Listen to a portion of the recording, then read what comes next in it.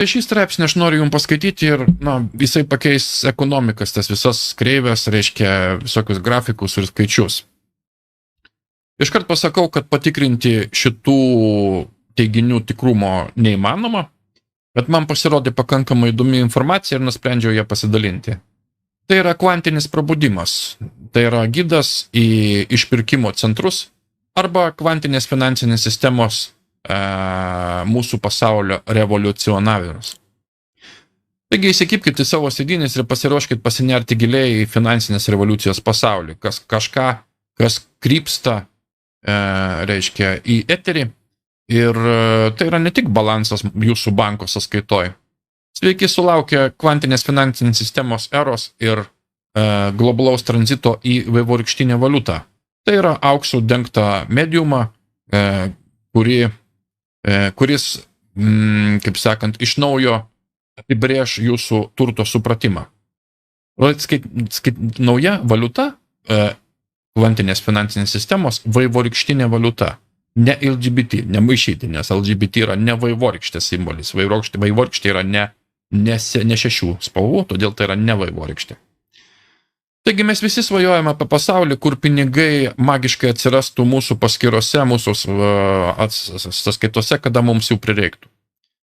Tačiau kas, jeigu tai nėra vien pypkės sapnas? Čia toks įsireiškimas, narkomano pypkės sapnas.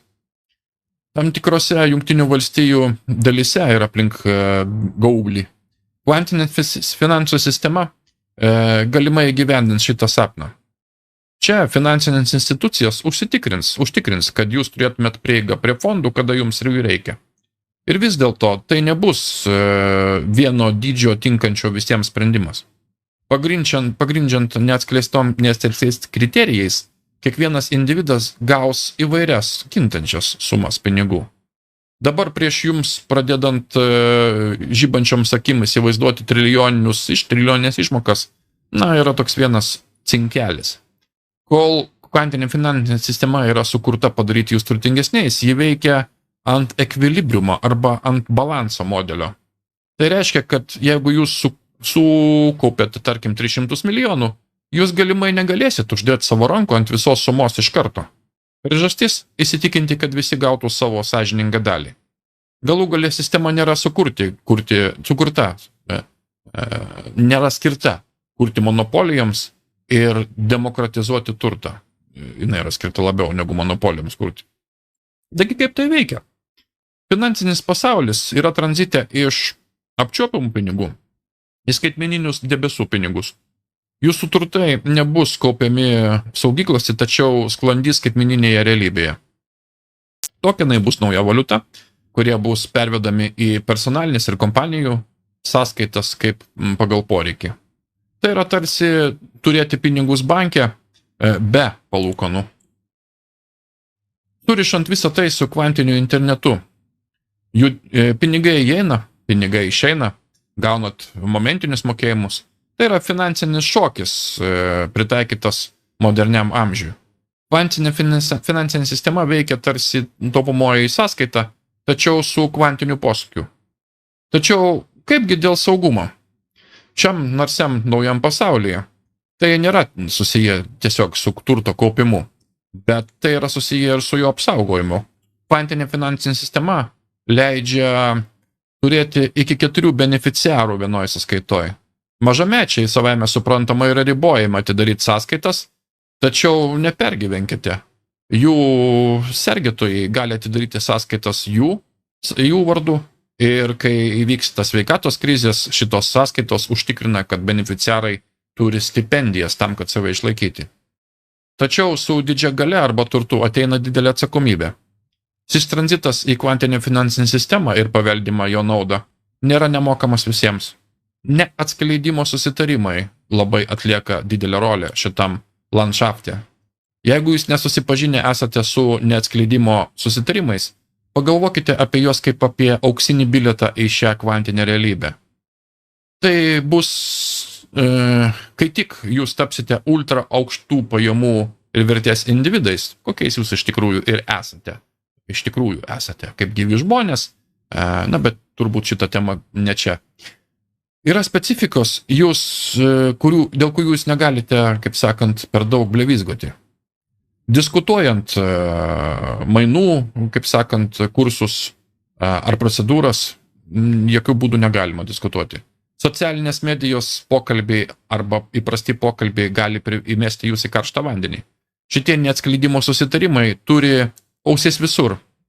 Iš jūsų skambučių, iš jūsų žinučių ir netgi iš jūsų mėgstamų socialinės medijos platformų. Vienas žingsnis į šoną, vienas neatsargus leptelėjimas ir puf, kaip sakant, jūsų fondai gali ištirpti ore arba gali būti laikomi įkaitais dėl pažeidimo. Taigi, pagrindinis žodis tai yra diskretiškumas.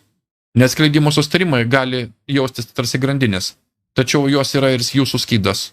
Nuo online platformų, tokia kaip SafeLink websaito, kur jūs galite elektroniškai pasirašyti savo neatskleidimo susitarimą, iki asmeninių parašų išpirkimo centruose, jie yra protokoluojami. Ir jeigu jūs manote apie svečių pakvietimą jų paskirimams, jie nėra išimtis iš neatskleidimo susitarimo mechanizmo taip pat. Taigi, kol tai gali skambėti tarsi durklo ir apsiausto operacija, tai yra ateitis, į kurią mes žiūrime. Finansinė realybė vystosi, metamorfuojasi į struktūrą, kuri tiek yra ir įkvepianti, tiek ir gąsdinanti. Tačiau yra pati esmė, su pokyčiais ateina ir adaptacija. Kvantinė finansinė sistema ir jos, kaip sakant, subtilybės yra naujas normalumas. Tai yra miksas iš beribių galimybių ir, kaip čia, stringent guardrails, tai būtų griežtų apsauginių turėklų.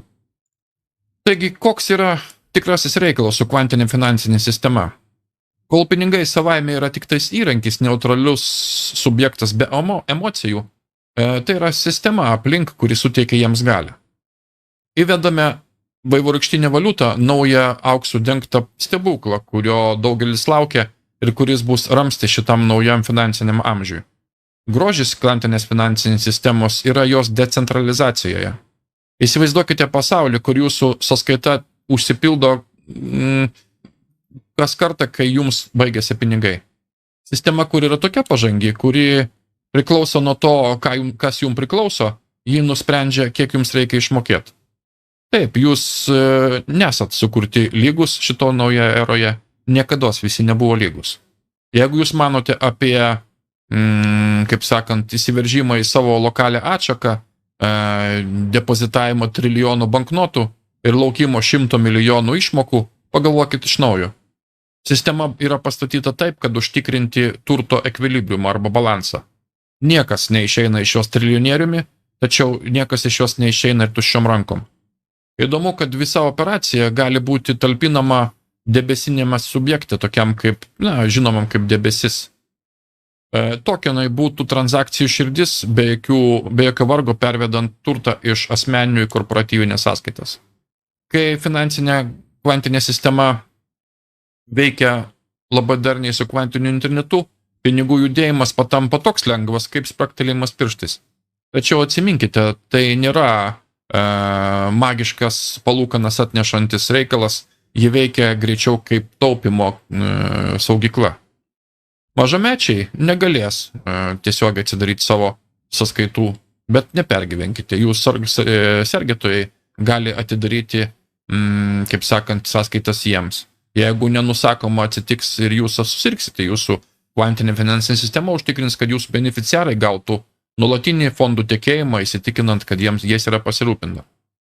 Taigi, slaptumo uždanga, neatskleidimo susitarimai ir išpirkimo centrai. Aukštų statymų žaidimas ateina su savo taisyklių knygute. Kiekvienas, kuris įžengia į finansinį koliziejų, atras save pasirašantį neatskleidimo susitarimą. Standartinė procedūra? Ne visai. Jūsų neatskleidimo susitarimas tiesiog uždengia pagrindą. Jis uždeda užtrauktuką ant jūsų lūpų dėl specifikų tokių kaip mainų reitingai, reiškia kursai mainų ar ne, jūsų valiutos, kurias jūs turite ir taip toliau. Paminėti tam tikrus žodžius arba netgi leisti prasitarti jūsų šeimai gali atnešti rezultatę užšaldymą jūsų fondų greičiau